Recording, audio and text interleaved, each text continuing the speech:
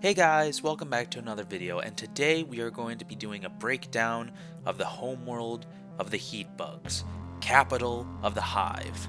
We're going to go over as much information as we know about it so far, so stay tuned and I hope you enjoy.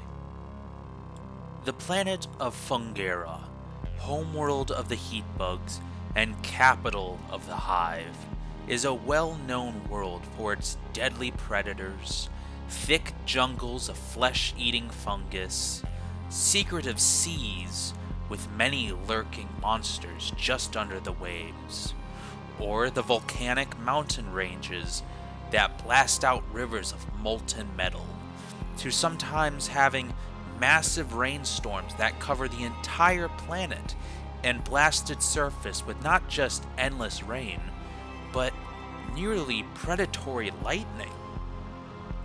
This is a world that would test nearly any species. Yet life has thrived on the planet for a long time. This planet is classified as an ancient world that would have had complex life evolve on it for over 1 billion years. Intelligent species rose and fell countless times on this world, from simple Stone Age tiers to even early Space Age. However, all have kneeled to the darkness of extinction, and all they have achieved has now rusted away into nothing. Yet in time, however, a new species would gain the gift of intelligence. The heat bugs, the current holders of the planet of Fungura.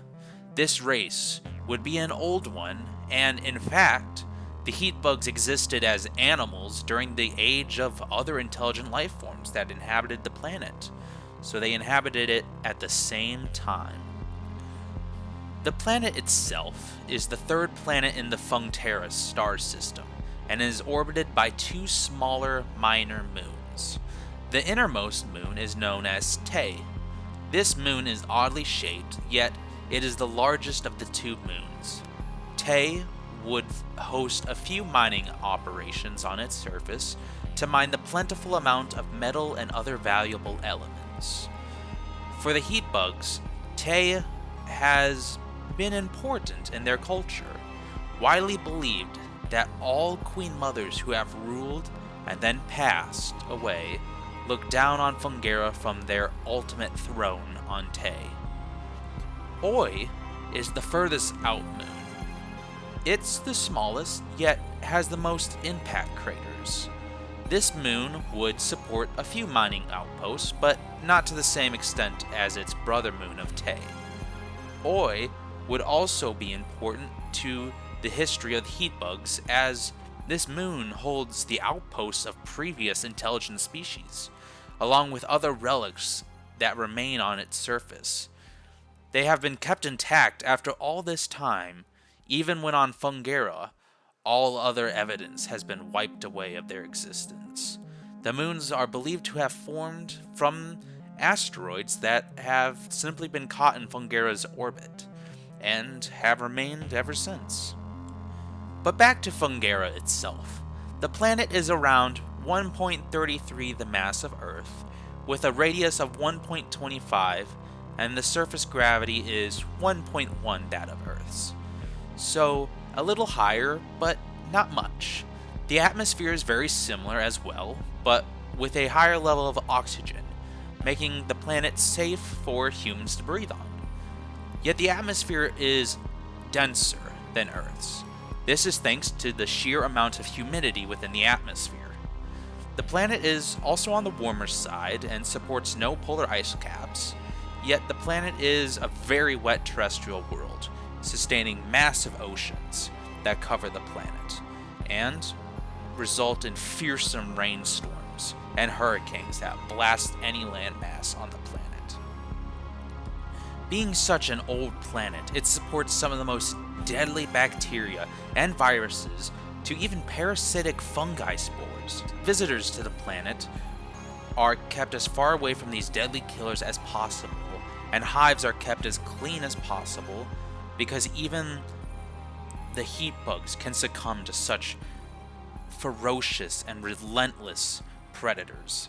even as small as viruses. The planet supports a rich diversity of fungus life that has resulted in them taking the role that plants would normally fill on other planets. Plants on Fungura are rare and don't grow easily, as the fungus towers over basically everything else around them, and fungus forests and swamps and jungles can easily grow up to be 56 feet tall and just deprive all plants of the photosynthesis light that they need. And these funguses come in all kinds of different forms and shapes. A lot of funguses also possess the ability of bioluminescence, so they are able to glow beautiful colors at night. But the beauty of these fungus forests and jungles are normally short-lived, as a lot of the funguses are toxic and even actively hunt prey with deadly spores in order to break down their victims alive to be used as food. So these jungles are not safe. As said before, the planet is homeworld to the heat bugs, but also a few other life forms, such as the fearsome sawjaw, the elusive stalkosaur, the bold mushy whipper, and the deadly grabber shark. Yet, this planet is not just one of predators.